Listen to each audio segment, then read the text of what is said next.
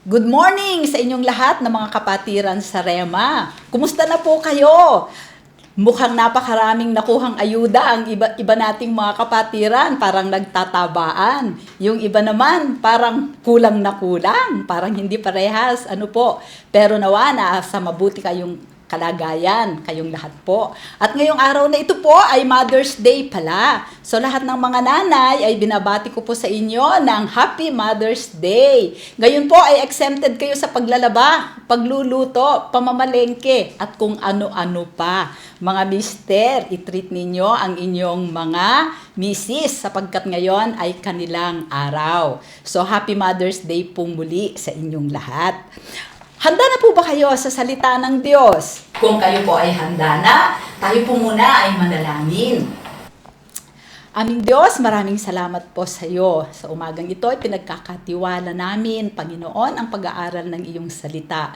Dalangin ko ang pagbisita ng Banal na Espiritu.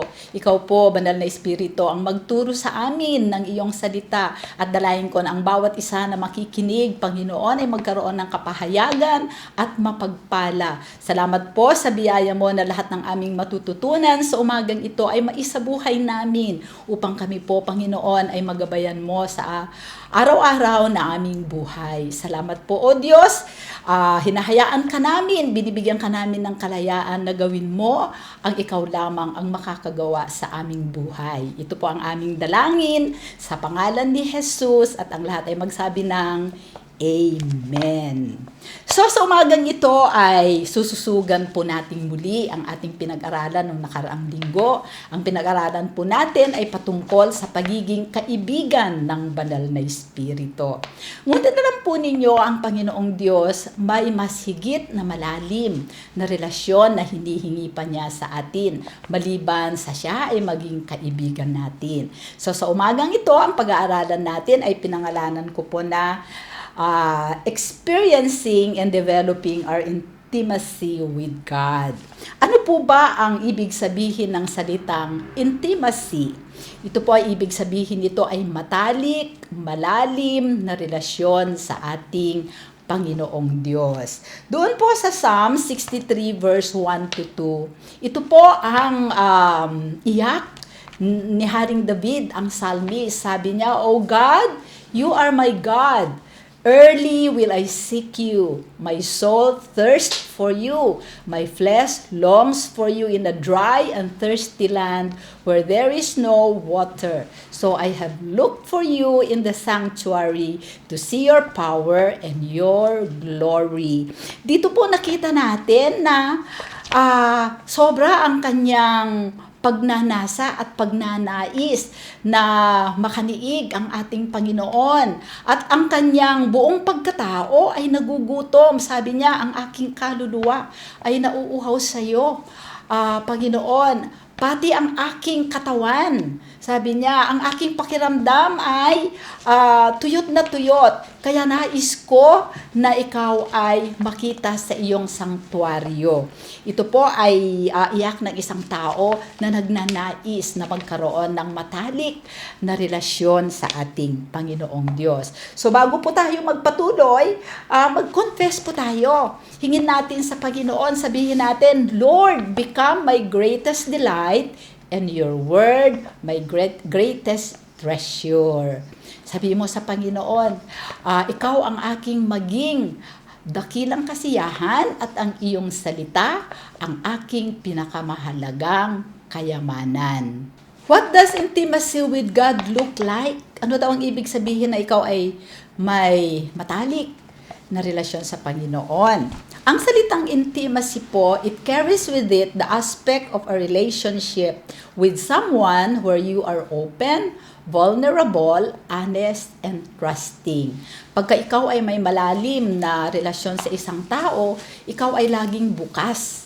At dahil lagi kang bukas at lagi kang tapat at nagtitiwala sa lahat ng iyong pakikisalamuha, pagsasalita at kahit na anong bagay, ikaw ay nagiging vulnerable. Ibig sabihin po ay maaari kang masaktan sa iyong pakikipagniig sa Kanya. So, Ang intimacy din po with God is the deepest part of you is communing with the deeper part of God. Kung ikaw ay matalik ang iyong relasyon sa Panginoon, ang malalim na bahagi ng iyong pagkatao ay nakikipag-ugnayan o nakikipag-usap sa isang malalim na bahagi ng ating Diyos. Ito po yung sinasabi sa Psalm 42 na deep calls unto deep. Ang kailaliman ng iyong pagkatao ay nagnanais na makasalamuha ang malalim na bahagi ng ating Diyos. Sa intimacy po, ang pinakamagandang halimbawa natin sa intimacy ay ang pagsasamahan ng Holy Trinity. Sabi po natin, the Holy Trinity is the model of true intimacy. At alam ko po, lahat tayo ay, ano ba ang ating pagkaunawa sa Trinity? O sa atin ay yung Trinidad. Okay? Ang ating Diyos po is a Trinity of persons. Tatlo sila, Father, Son, and Holy Spirit. Each divine person contains all the other entirely. Sa Trinity po, ang Ama, ang Anak, at ang Espiritu, tao po sila, but the Trinity defies or transcends the law of mathematics. Hindi po natin pwedeng sabihin na dahil may Trinity, ang Diyos natin ay tatlo. Hindi po. Sapagkat sa Trinity, ang Diyos, nasa Kanya lahat ang Anak, at ang Espiritu, ang Anak, nasa Kanya ang lahat ng katangian ng Diyos at ganun din po ang banal na Espiritu. Okay. So, para po maunawaan natin kung ano ang talagang kahulugan ng matalik na pakikipagrelasyon sa Diyos, kailangan maunawaan po natin ang Trinity. So, ano ba ang ibang mga aspeto o kaalaman na dapat malaman natin tungkol sa Trinity? Ang pangalawa po, the three divine persons are of the same one undivided essence and nature and have the same attributes without distinction pertaining to eternity, will, energy, power, glory, and authority. Kahit po sila ay tatlong banal na persona, sila po ay iisa. Sila ay hindi mo pwedeng hatiin. Ano ang hindi natin pwedeng paghiwa-hiwalin sa kanila? Ang kanilang essence o ang kanilang kalikasan, ang kanilang substance sa Ingles, at ang kanilang mga katangian. Pare-pareho po sila ng kalikasan, ng katangian at kakayahan. Pare-pareho din po sila pagdating sa sila pong lahat ay walang hanggan, eternal. Iisa din po ang kanilang kalooban, iisa ang kanilang energy or kalakasan, iisa ang kapangyarihan, iisa ang kaluwalhatian, at iisa po ang kapamahalaan. So makikita natin na talagang sila ay isa, ngunit meron silang tatlong persona. Okay. Each of the three persons dwells and exists in the other two without confusion or separation. So, sabi po dito, ang tatlong persona po na yan ay nananahan at buhay sa dalawa. So, ang kalikasan, ang katauhan ng Diyos Ama ay nananahan sa Diyos Anak at nanadahan din yon sa Diyos Espiritu Santo. At yun po ay hindi sila nalilito o wala pong paghihiwalay. Kaya sabi nga po sa John 14:9-10 ng Panginoong Jesus nung kausap niya si Philip, sabi niya, "Have I been with you so long, and yet you have not known me, Philip? He who has seen me has seen the Father.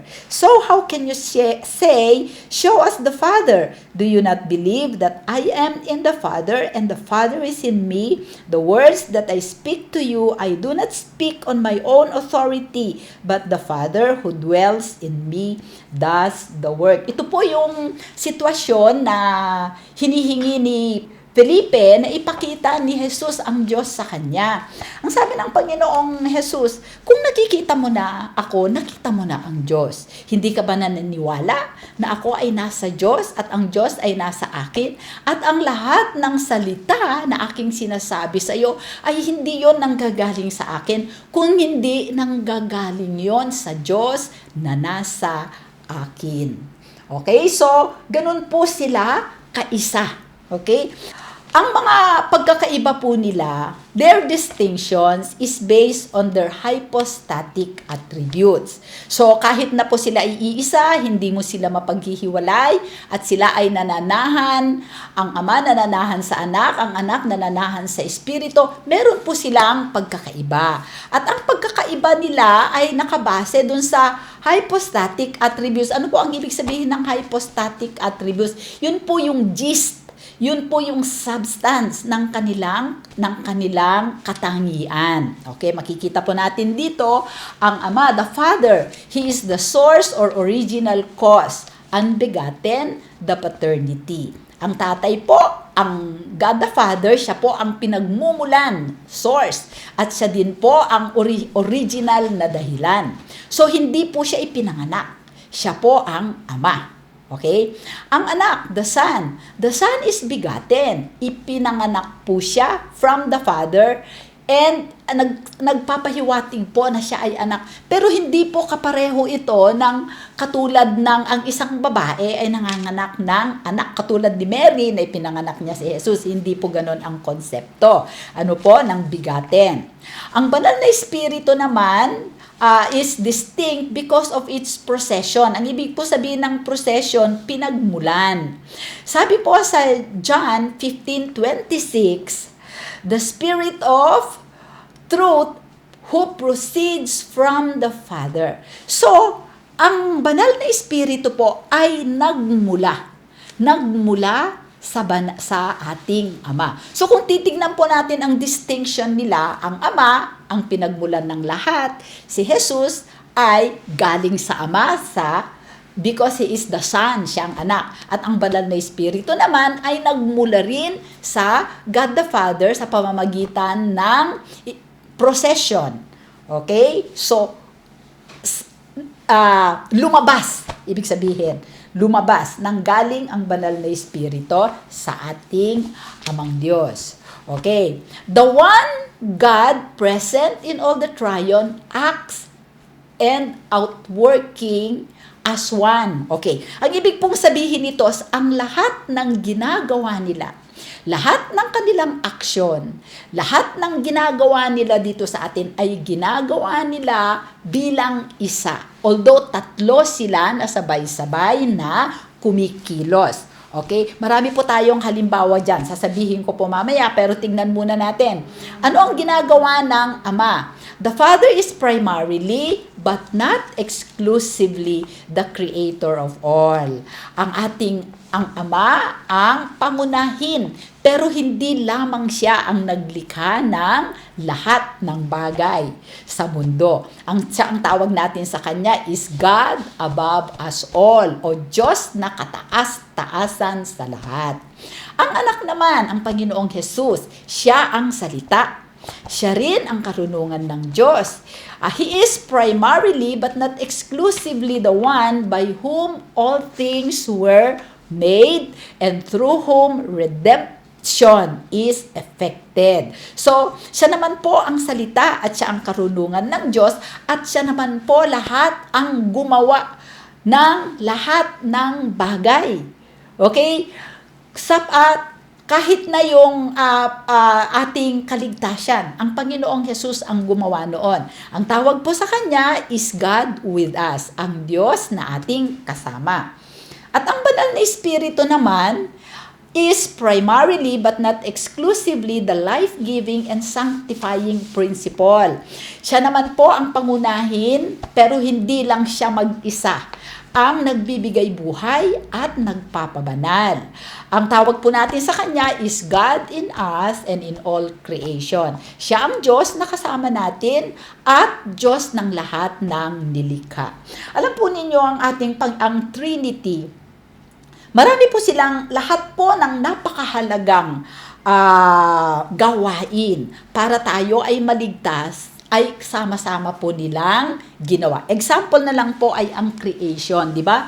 Pagka binabasa natin sa Genesis 1:1, in the beginning God created the heavens and the earth, and the earth was without form and void, and the Spirit of the Lord hovers over the deep, and God said, Nandun po silang tatlo.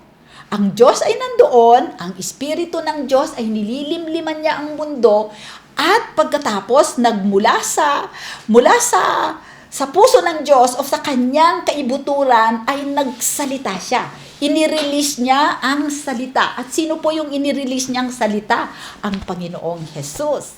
And God said, "Let there be light," and there was light. At nung sinabi na yon, lumabas ang salita, at yung salita ay Diyos, at yung salita ay ilaw. At yung ilaw ay buhay. Okay, halimbawa po, nang magkakasama sila ulit na kumikilos, noong ipinanganak ang Panginoong Jesus. Diba, sabi sa Luke 1:26 yata yun na version, sabi ni Maria kay Gabriel, paano ako mabubuntis? Wala naman akong nakaniig na lalaki. Sabi ni Gabriel sa kanya, the Holy Spirit will be upon you. Lilimliman ka ng pupunta ang banal na Espiritu sa iyo. Bababa ang banal na Espiritu sa iyo. And the power of the Most High shall overshadow you. Sino daw yon? Yung Most High, ang Diyos. And yung ipaglilihim mo is the Son of God. Sino yon? Ang salita. Ang kinuha niyang salita ay yung salita ni Gabriel na ibinigay sa kanya, na ang sabi ni Gabriel sa kanya, ikaw ay magbubuntis. At ang papangalanan mo ang anak mo na Jesus. Ano ang sabi ni Mary? Be it done to me according to thy word. So tinanggap ni Mary yung word. At yung word ay naitanim sa kanyang sinapupunan. Then dumating ang banal na Espiritu. Then the power of the Most High ay nilimliman ang salita na yon, at yon ay ang ating Panginoong Jesus. Sa baptism ng ating Panginoong Jesus, nandun uli sila. Ang banal na Espiritu ay bumaba at nanahan kay Jesus.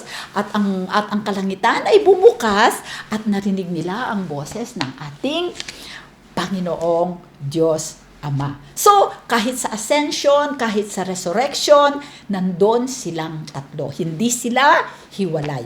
Although, alam natin na may mga pagkakataon na nangunguna ang Ama, may mga pagkakataon na nangunguna si Jesus, may mga pagkakataon na nangunguna ang banal na Espiritu, pero yon ay ginagawa nila ng sama-sama. Pagdating naman sa order given in Scriptures, alam natin ang laging nauuna pagka sinasabi ang Trinity is first, Father, second, Son, and third, Holy Spirit. So, laging Father, Son, and Holy Spirit. Ito pong order na ito, it does not imply rank, superiority, or subordination within the Trinity as they are co-eternal and co-equal. Hindi po ibig sabihin na may ranggo na nauuna ang Ama, pangalawa ang Anak, at pangatlo ang Holy Spirit. Hindi po yon. Wala mong kinalaman yon sa kanilang kagalingan o na ang isa ay mas mataas o ang isa ay mas mababa. At dahil lahat po sila ay pare-pareho. They are co-equal and co-eternal. Ibig sabihin pare-pareho silang walang hanggan. Ang ibig lang pong sabihin ng order na ito, pagka nakikita po natin ito sa Biblia, ito po ay nagpapahiwatig ng kanilang relasyon sa Ama. Bakit po? Sa Ama kasi nanggaling ang Anak at ang banal na Espiritu. Kaya nga po, sabi sa John 14:28, sabi ng ating Panginoong Jesus, the Father is greater than the Son. Dahil po, sa lahat ang banal na Espiritu at ang Anak ay galing sa Ama. Okay? The perfect unity of the divine persons in the Holy Trinity is based on perfect love, characterized by complete self-denial. Egoism, jealousy does not exist in this union. Ang nagbibigkis po, kaya grabe po ang pagkakaisa ng banal na Espiritu ay ang ganap na pag-ibig nila sa isa't isa. At bawat isa po merong tinatawag na complete denial. Ibig sabihin, sa lahat ng persona sa Trinity, wala yan na nag-iisip para sa kanyang sarili o sariling kapakanan. Kaya nga po, sa Trinity, walang egoism o selfishness, walang paninibugho. Hindi sila nagseselusan sa isa't isa. Dahil ang kanilang bigkis ay ang ganap at perpektong pag-ibig. At yan po ang gusto ng Panginoon na sa ating pagniig o sa ating pagnanais na magkaroon ng matalik na relasyon sa banal na espiritu kahit sa tao, nais po ng Panginoon ang perfect love ang magbigkis sa atin.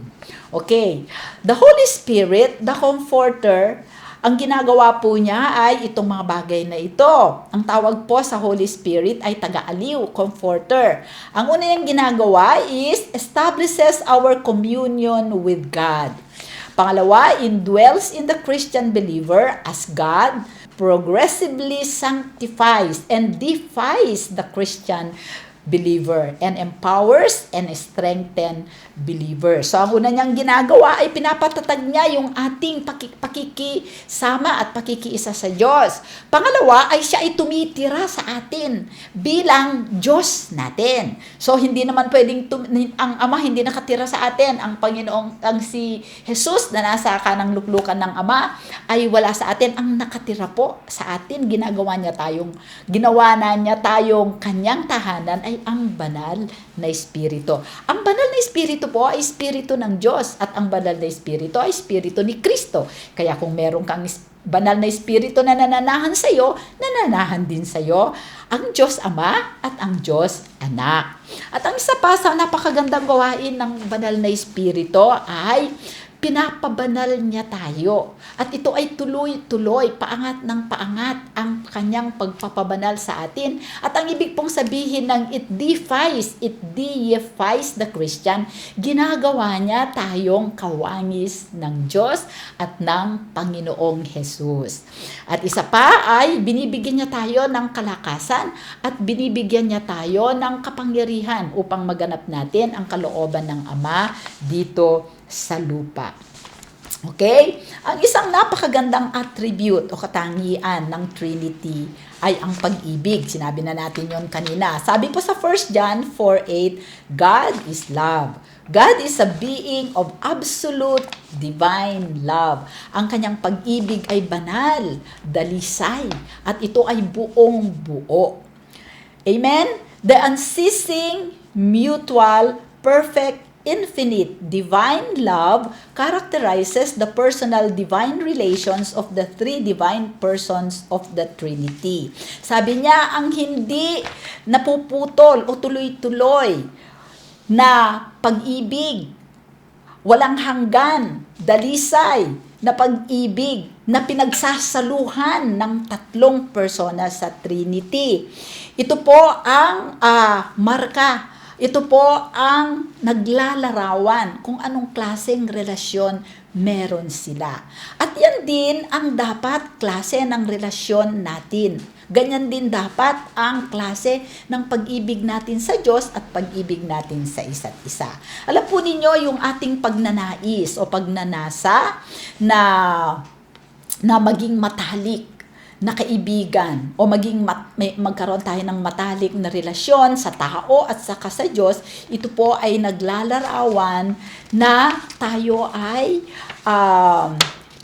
kawangis ng ating Diyos. Yung desire natin na umibig ay naglalarawan ng divine reality, ang katotohanan na tayo ay galing sa Kanya. Okay? Our intimacy with God and with each other is ultimately a reflection of God's intimacy within the members of the Godhead. Ang ating malalim na relasyon sa Diyos at sa isa't isa ito po ay umaaninaw, naglalarawan ng malalim na relasyon ng tatlong persona sa Trinity. Dahil tayo ay nilikha na kawangis ng Diyos, ang intimacy din po o ang pagiging matalik natin sa ating relasyon ay bahagi ng ating kalikasan. So, lagi po nating iisipin ang kalikasan natin ay pag-ibig. Lagi nating iisipin ang kalikasan natin ay nais nating magkaroon ng malalim na relasyon, hindi lamang sa ating asawa o sa ating mga anak o mga kaibigan, kundi dapat lalong-lalo na sa ating Panginoon. Okay? Sa number 5 po, since Jesus is God in the flesh, our mediator. This means that the intimacy we have with God is with Christ. Okay? Pagka sinasabi natin, paano ako magkakaroon ng malalim na relasyon sa Diyos?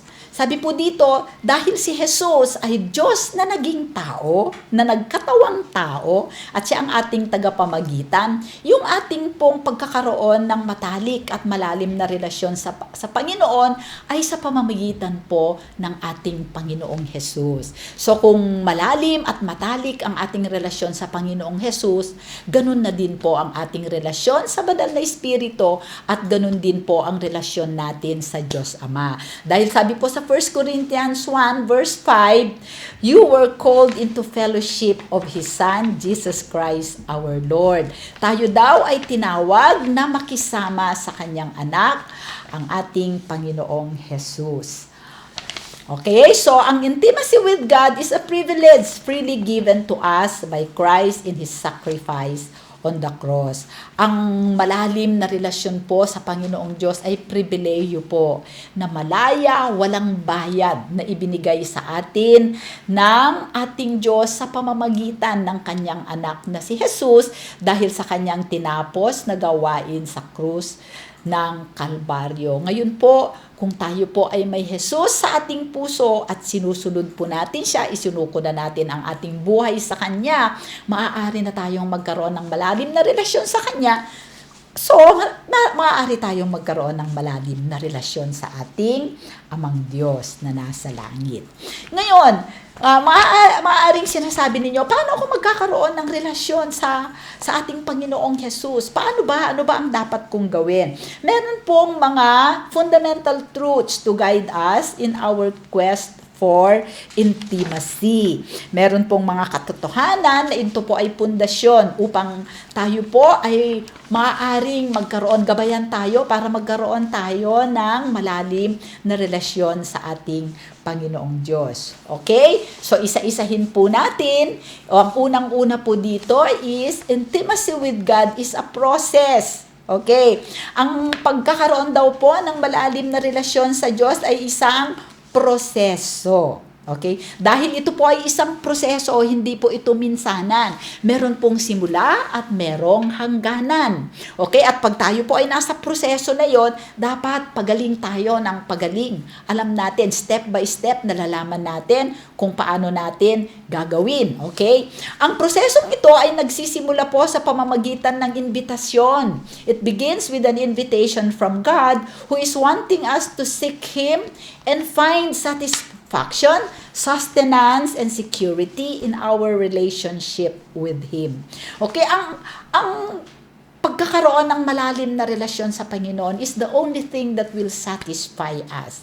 Pagka po tayo ay tumugon sa imbitasyon ng ating Panginoon, makakatagpo po tayo doon ng ganap na kasiyahan, sustento, kung ano yung mga bagay na hinahanap natin, sustenance, paano tayo mabubuhay, paano tayo mananatiling malusog, paano tayo magiging masaya, maligaya sa ating buhay, paano tayo magkakaroon ng seguridad sa ating buhay. Matatagpuan po natin yon sa relasyon natin sa ating Panginoon. At naalala ko po dito, nung ito po ay pinag-aaralan ko, yung testimony ni Benny Hinn. Si Benny Hinn po ay nanaginip isang gabi. Doon sa kanyang panaginip, nakita po niya ang kanyang sarili. So, dalawang Benny Hinn. Siya, nakita niya ang Panginoong Jesus. At saka yung isang Benny Hinn at siya. Tatlo sila. Si Jesus, yung isang Benny Hinn at saka siya. Yun pong itong Benny Hinn na nakita po niya ay nakakulong. Nakakulong po siya sa isang atmosphere na madilim. Para po siyang nalulukuban ng isang madilim na bahagi, parang sapot ng gagamba. Okay? Nag-struggle siya na makalabas doon sa kulungan na yon, sapot na yon na bumabalot sa kanya. Tapos nakita niya ang Panginoong Jesus. Ang Panginoong Jesus po ay nakadamit po siya ng maningning na kulay na puti, dalisay na puti na robe ang ating Panginoong Jesus. At siya po ay siguro mga 3 meters away doon sa Benny Hinn na parang nababalutan ng sapot. At itong Benny Hinn na ito ay nagpupumiglas. Ngayon, ang sabi ng Panginoong Hesus sa kanya, nakatingin ang Panginoong Hesus sa kanya at sabi sa kanya, come, halika, halika. At ito namang si Benny Hinn, sabi niya, Panginoon, paano po siya makakalapit sa iyo? Hindi po niya kaya. Nababalutan po siya ng madilim na sapot, hindi po siya makakalapit sa iyo. Pero ang Panginoong Hesus, hindi siya natitinag sa kanyang kinatatayuan. Patuloy niya na in-extend yung kanyang invitation, yung kamay niya. Sabi niya, come, come. Hindi siya lumalapit doon sa Benny Hinn na yon. Pero, dahil sa gusto ng tao na yon, na makalapit sa Panginoong Hesus, nag-struggle siya, dahan-dahan na palapit sa Panginoong Hesus. At habang siya po ay lumalapit sa ating Panginoong Hesus, ay nagkakaroon po siya ng unti-unti pong nawawala, yung parang madilim na sapot na bumalot sa kanya. And then finally, nung malapit na malapit na po siya sa Panginoong Hesus, bigla po siyang nawala. Okay? Nakaalis siya doon sa sapot na yon at bigla siyang nawala at kinain siya ng presensya ng ating Panginoon. Amen? Lahat po tayo, nung tayo po ay inimbita ng ating Panginoong Hesus at nung tayo po ay tumugon sa Kanya, nawala po yung mga sapot na madilim na bumabalot sa ating buhay at tayo po ay nagkaroon ng kalayaan dahil po sa tayo ay lumapit. Tayo po ay tumugon sa imbitasyon ng ating Panginoong Hesus. At ang itong pong proseso na ito na pagiging malapit natin sa Diyos ay depende po sa atin. Tayo ay laging iniimbitahan ng Panginoong Hesus na gawin ang proseso na ito. At ang atin pong pagtugon, sabi po dito, ang ating pong pagtugon ay napakahalaga. Your response to that invitation determines the depth of your intimacy with Him. Kung tayo po ay tutugon sa imbitasyon ng Panginoong Hesus at yung ating attitude sa invitation niya na yan, ay doon nakasalalay ang ating pagtugon. May mga klase po kasi ng pagtugon. Yung ibang tao, tumutugon sila out of fear. Yung iba naman dahil sa pananampalataya. So kung ikaw ay tutugon ng pananampalataya, yung iba ay tumutugon ng lukewarm.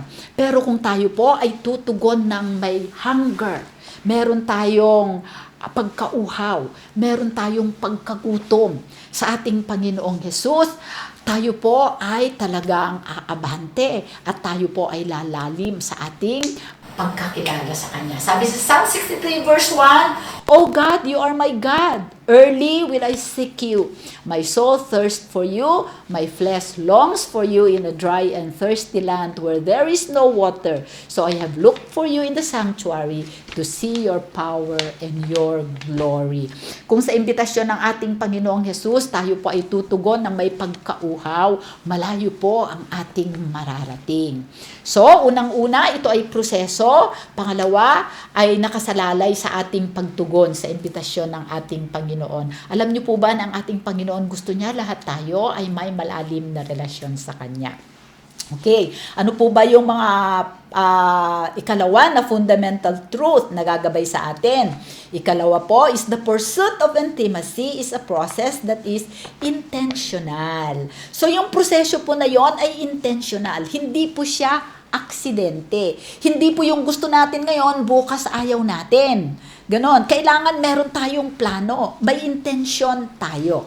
Okay? The pursuit of intimacy is an intentional commitment to take steps toward God and in the process of that Godward motion to grow more deeply conscious of, connected to, and confident in Him alone as the only source to satisfy, sustain, and secure. Ibig po sabihin, kung ito ay intentional, ito po ay dapat meron tayong pagtatalaga, commitment. Itatalaga natin ang ating sarili na tayo ay lumakad papunta sa Diyos. At itong proseso na ito ay Godward ang motion natin. At pagka yun po ay ginawa, tayo po ay lalago sa ating pagkaalam. Okay? Deep consciousness of. Conscious tayo. Alam natin. Okay? Pinagplanuhan natin. Connected to, lagi natin iisipin na dapat tayo ay makadugtong, makakonekta. So, kumbaga yun, proseso na yun ay step 1. Ang kadugtong noon ay step 2. At ang susunod na dugtong noon ay step 3. Dapat yun po ay lalakaran natin. At dapat po meron tayong confidence o meron tayong pagtitiwala na pagka yun ay sinusunod po natin, okay, meron tayong tiwala lamang sa Diyos, na siya lamang ang pagmumulan ng ating kasiyahan, ng ating sustenance, pagtutustos, at ng ating security. Ang ganda po pala pagka ito ay ating ginawa, ang hahantungan po noon ay napakagandang buhay, papunta sa ating Panginoong Diyos. So, maliban dito sa proseso na to na intentional, ano po? Itong proseso din na ito, sabi niya, it is a process in that it is a lifelong adventure with increasing measures of satisfaction and meaning.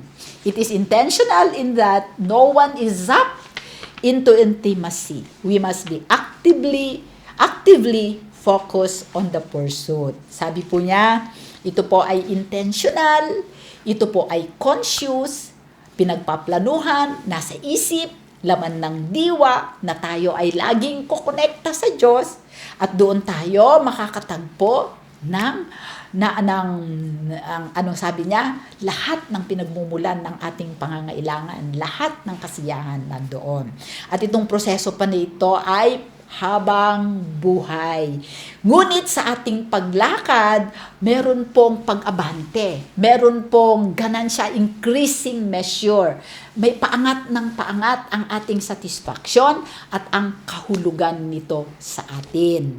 Wala pong isang tao na bigla na lang siyang nasap sa halimbawa, nakipag-meet ka ngayon sa Panginoon, bigla kang dumating doon sa papupuntahin mo na para bang ikaw ay sinukluban ng isang bagay at ikaw ay dinala doon. Wala pong ganon. Walang shortcut.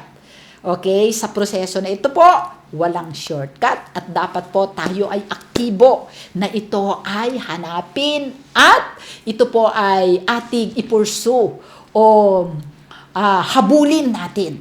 Hindi tayo papayag na hindi natin marating ang destinasyon natin. Okay? So, dito po sa intentional process na ito ng developing intimacy with God, meron pong mga gawain na kailangan nating gawin dito sa proseso na ito. Task involved in this process. Number 1, we have to deal with the disconnectedness that keeps us far from Him. Okay?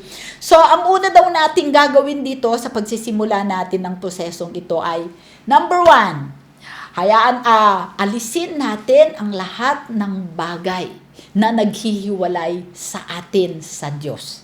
Okay?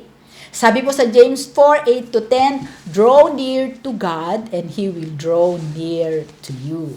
Cleanse your hands, you sinners, and purify your hearts, you double-minded. Lament and mourn and weep. Let your laughter be turned to mourning and your joy to gloom. Humble yourselves in the sight of the Lord and He will lift you up. So, dito pala sa proseso na ito, ang kailangan nating lumapit sa Diyos. Sabi niya, draw near to God. This is a process. When we draw near to God, when we respond to His invitation, anong gagawin ni God? Kung lalapit tayo sa Kanya, siya ay lalapit din sa atin. Pero para makalapit po siya sa atin, alalahanin natin ang ating Diyos ay Diyos na banal.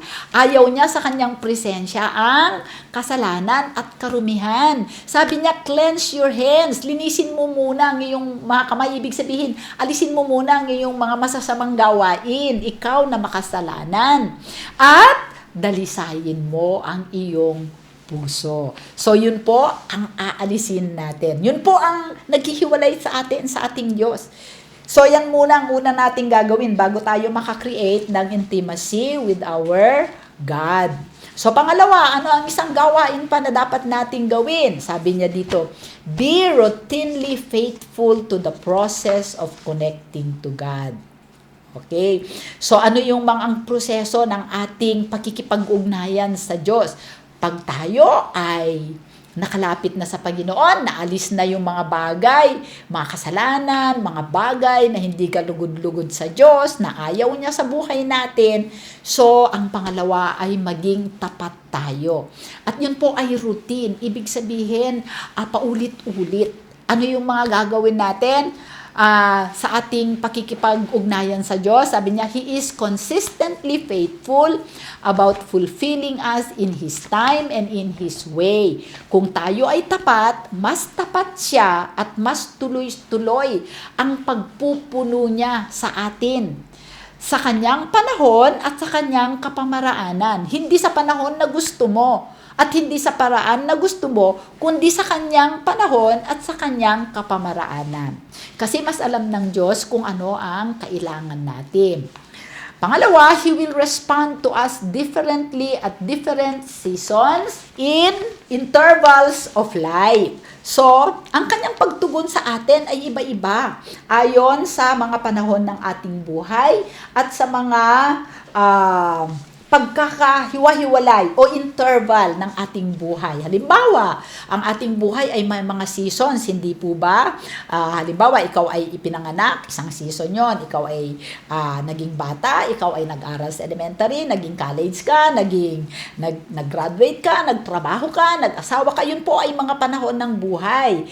Tapos, iba-iba din ang ating mga karanasan. Ang ating karanasang emosyonal, ang ating educational attainment, ang ating spiritual experiences, at alam ng Panginoon kung kailan niya tayo tutugunin ayon sa kapanahunan ng ating buhay. Pangatlo, the consistency and constancy of His reality in our lives will be a lifelong growth experience. Okay, ang kanyang tuloy-tuloy na pagtugon sa atin, ang consistency is pare-pareho. Okay? Consistency, pare-pareho. Constancy, panay-panay, walang ampat. Ang kanyang pagtugon sa atin, base sa realidad ng ating buhay, ito po ay habang buhay na gagawin niya sa atin upang tayo po ay lumago sa ating karanasan sa Kanya. Sa bawat po hakbang ng ating paglapit sa Panginoon, marami po siyang ipakikita sa atin na Kanyang katangian tungkol sa Kanya na hindi pa natin nakikita. Mas malalim na klase ng kanyang pag-ibig ang ating mararanasan.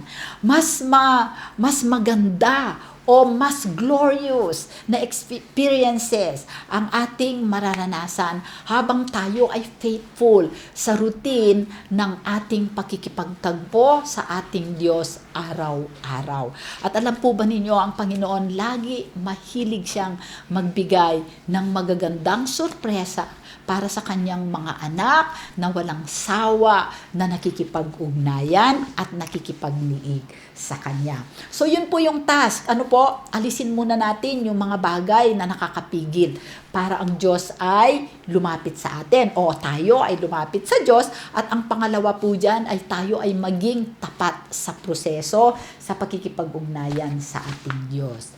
Okay, balik po tayo sa mga fundamental truths. Ang pangatlo na fundamental truth na magagabay sa atin sa ating pursue ng intimacy with God is the pursuit of intimacy with God is a lifelong process. Sinabi na natin to kanina, ito ay panghabang buhay. Pagka sinimulan mo ngayon, dapat ituloy-tuloy mo. Kasi kung hindi mo ito ituloy-tuloy, naku, babalik ka doon sa step 1 na pinanggalingan mo.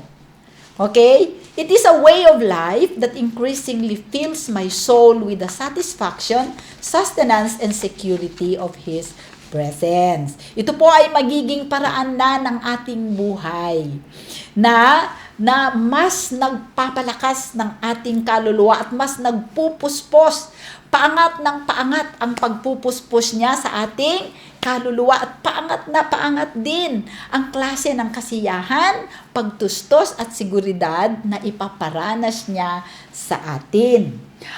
Ang pursuit na ito is about growing more deeply connected to Christ as the ultimate source of all that you need.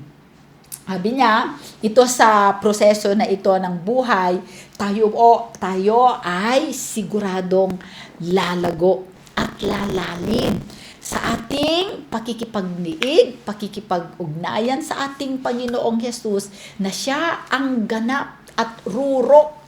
Kumbaga siya yung ultimate source, siya ang pinanggagalingan ng lahat ng mga bagay na ating kakailanganin. Ito man ay financial, ito man ay emotional, ito man ay relational, anumang bagay. Kay Jesus nagmumula ang lahat ng yan.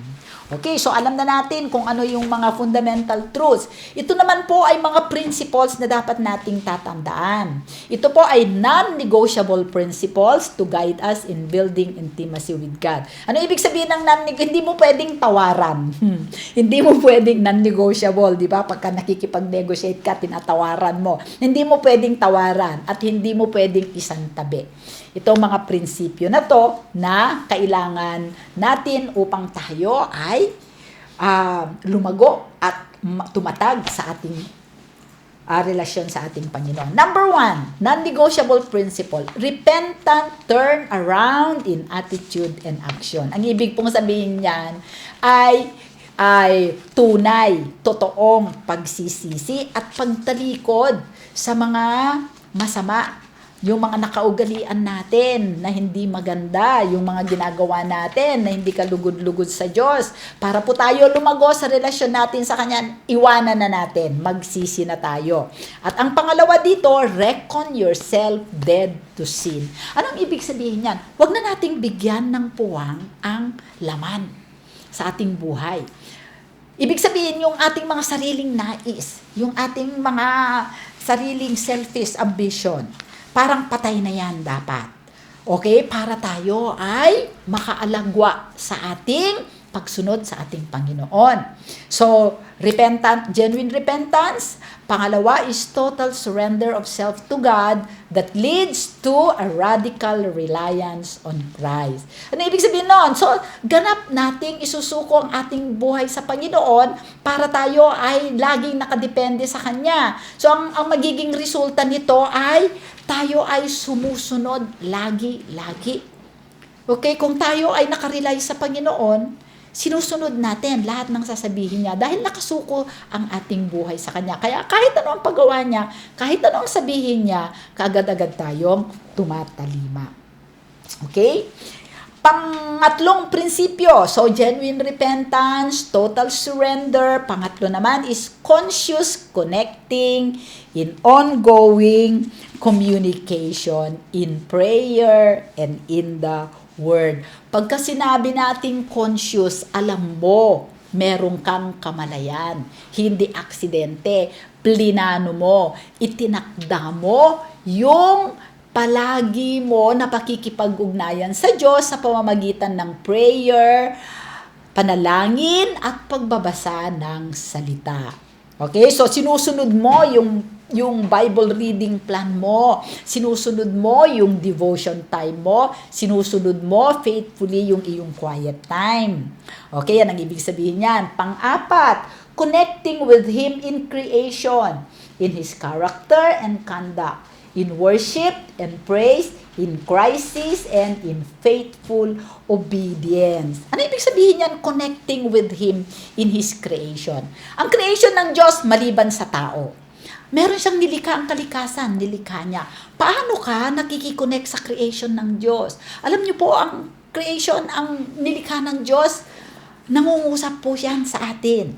Minsan, kung gusto natin na maranasan talaga ang presensya ng Panginoon sa kakaibang environment, yung iba, pumupunta sila sa prayer mountain, yung iba, si Jesus, pumupunta siya sa bundok. Okay, yung iba ay nagkakaroon ng seclusion, pumupunta sila sa mga batisan, yung mga ganon. Tapos, connect in His creation and in His character and conduct. Ano ba ang character at conduct ng ating Panginoong Jesus? Number 1, siya ay mapagmahal. When you connect with God, you display His character. Maging mapagpatawad ka, maging mahinahon ka, maging mabuhay ka na generous, hindi ka kuripot, isa po yun. And then, you connect with Him in worship and praise. Paano ka, hindi lang ito yung kumakanta ka sa Panginoon o nagpupuri ka sa Panginoon. Isa yon na aspeto na mahalaga. Kasi kung ikaw ay nagwo-worship, dumadating ang presensya ng Panginoon, hindi ba? At nararamdaman mo ang Holy Spirit na binubuhay niya ang spirito mo. Minsan, ang spirito natin sluggish. Minsan, ang spirito natin inaantok. Pero pagka ikaw ay sumamba sa Panginoon at nagpuri, nabubuhay ang iyong spirito. Nakakukonect ka sa Diyos. In crisis, pagka meron kang krisis sa buhay mo, mas dapat nakausapin mo ang Panginoon para marinig mo kung ano ang kanyang sinasabi at para ikaw ay magabayan niya kung paano ka makakalabas sa krisis mo na yan. At sa pamamagitan ng faithful obedience. Yun yung mga principles na dapat gagabay sa atin. Una, sabi natin kanina, genuine repentance. Pangalawa is total surrender. Pangatlo is conscious connecting. Itinatakda mo, pinaplano mo. At pang-apat, connecting with Him in His creation, character, okay, at iba pa. Ngayon, so, alam natin yun sa proseso na yon. Later, sa susunod na linggo, pag-uusapan natin yung proseso at kung paano natin yon susundin. Ngayon, gusto ko lang bago tayo doon mag-dive, doon sa lifelong process na yon, ay kailangan burahin muna natin yung mga maling paniniwala about intimacy with God para klaro yung ating isip. Hindi po ba? Sabi niya po, meron pong 4 na misconceptions na inilagay ko po dito. Unang-una is, intimacy is akin to sex. Sabi nila, ang talik. Pag gusto mong maging matalik sa Panginoon, ay yung ibang tao, kaya hindi naman, ito po ay spiritual na bagay. Wala po itong kinalaman sa sex. Kasi pwede mo sabihin, pag nakikipagtalik ang tao, nakikipag-sex. Okay? Ang Panginoon po, pagka ikaw ay nakikipagtalik, hindi po ito about sex. Okay? Inilalagay yan ng dyablo sa ating isip para magkaroon tayo ng discomfort. Ayoko makipagtalik sa Diyos kasi ganito. Sabi, hindi po yon about sex. It's about His nature, His essence, His presence. Okay? So, alisin natin. At huwag tayong magkaroon ng discomfort pagka sinabing matalik na relasyon sa Panginoon, wala pong kinalaman yan. Okay? So, alisin natin ang discomfort sa ating isip. Pangalawa, the experience of intimacy is the same for all people. Mali ho yun. Ang bawat isa po ay iba't iba ang ating karanasan. Iba't iba ang istorya ng ating buhay. Iba't iba ang ating pangangailangan. So, ang ating karanasan sa intimacy with God ay magkakaiba. Dahil the Lord will meet us where we are. Katatagpuin tayo ng Panginoon kung nasaan tayo sa ating pagkakaiba. Ang pagiging pakikipagtagpo niya sa atin ay unique, kakaiba, at peculiar, kakatwa. Maaaring sa ibang tao kakatwa, pero sa inyo ng Panginoong Diyos, yun ang normal ninyo na fellowship. So, iba-iba po ang pakikitungo ng Panginoon. Pangatlong misconception ay intimacy with God is only for special people. Alisin po natin yun sa isip natin na, wala naman akong ministry, hindi naman ako pastor, hindi naman ako apostol, hindi naman ako intercessor. So, hindi ako pwedeng magkaroon ng matalik na relasyon. Mali po yun. Ang Panginoon, nais po niya na maging matalik sa lahat ng kanyang mga anak. So, wala siyang kinikilala. Ang magiging espesyal sa kanya ay yung tao na laging hinahanap siya, laging nauuhaw sa kanya, at laging nagugutom sa kanyang presensya. Yun yung mga tao na nagsasabi na, taste and see that the Lord is good.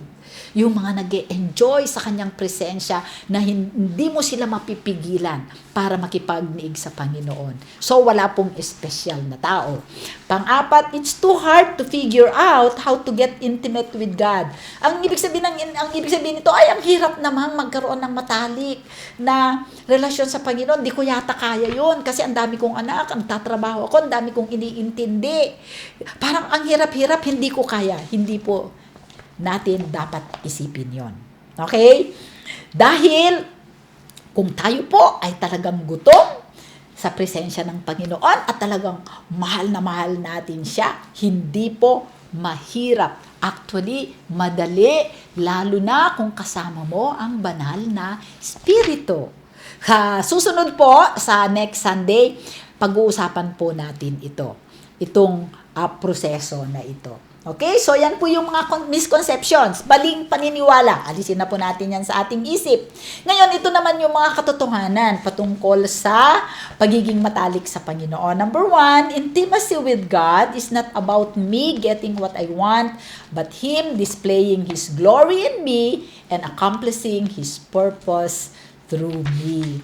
Hindi tayo matalik sa Panginoon dahil marami tayong hihingin o dahil para sa atin, para sumikat tayo, para may pagmalaki tayo. Nakausap ko si God, nakita ko siya. Hindi po yun. It's all about Him. Nais niya na maipakita sa atin ang kanyang kaluwalhatian. Nais niya na puspusin niya tayo ng kanyang kapangyarihan upang ang panawagan niya sa ating buhay ay maganap natin. Ang pangalawa, intimacy takes effort, commitment, and selfless devotion to God.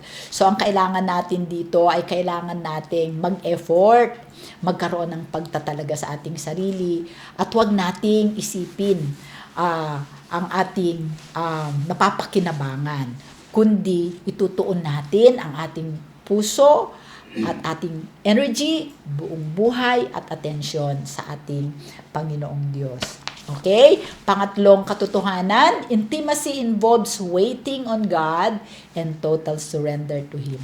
Ang isa sa pinakamahalaga na katotohanan ay yung maghintay sa Diyos. Ito ang napakahirap nating gawin ngayon kasi gusto natin lahat shortcut.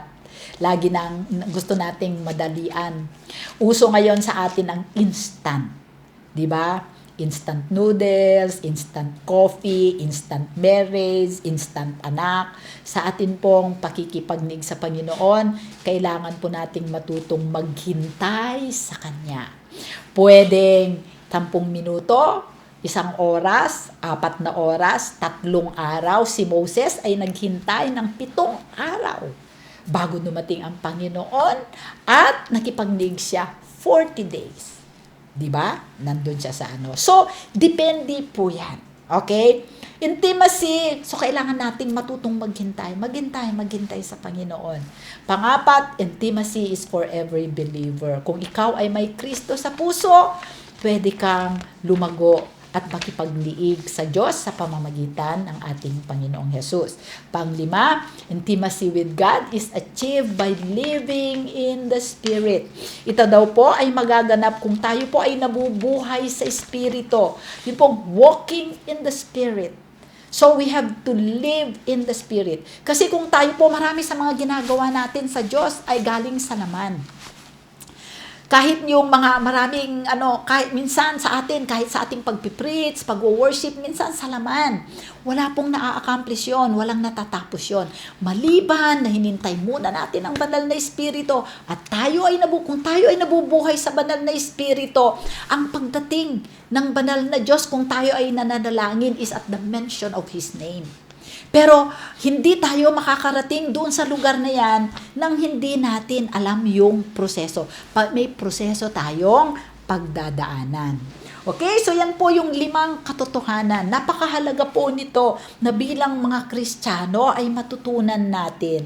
Sapagkat kung ito po ay matutunan natin, mararanasan natin ang sinasabi ng Panginoon na tayo ay binigyan niya ng buhay na ganap at kasiyasiya. At yan ay matatagpuan lamang natin sa ating matalik na relasyon sa ating Panginoong Hesus. Hindi po ba exciting yung buhay na walang kulang, buhay na walang takot, buhay na walang pinangangambahan, buhay na punong-puno ng pag-asa. So, ang sabi doon sa huling truth na pinag-usapan natin is we have to live and walk in the Spirit. Sabi po sa Galatians 5:16-18, I say then, walk in the Spirit, and you shall not fulfill the lust of the flesh. For the flesh lusts against the Spirit, and the Spirit against the flesh. And these are contrary to one another, so that you do not do the things that you wish. Amen? So, dyan po, magtatapos muna ang ating pag-aaralan sa linggong ito. Itutuloy po natin ito sa susunod na linggo. At dalangin ko po na bawat isa sa atin ay nakinabang. So tayo po ay manalangin. Aming Diyos, maraming salamat sa iyong salita. Dalangin ko na buhayin mo ito sa bawat puso. At hayaan mo, Ama, na sa aming isang linggo na ito, sa aming pagtulog at kahit saang lugar, patuloy kang mangusap sa aming puso. Nais namin na magkaroon ng matalik na relasyon sa iyo, aming Ama, sa pamamagitan ng aming Panginoong Jesus. Salamat po sa iyo, O Diyos. Ito ang aming dalangin sa ngalan ni Jesus.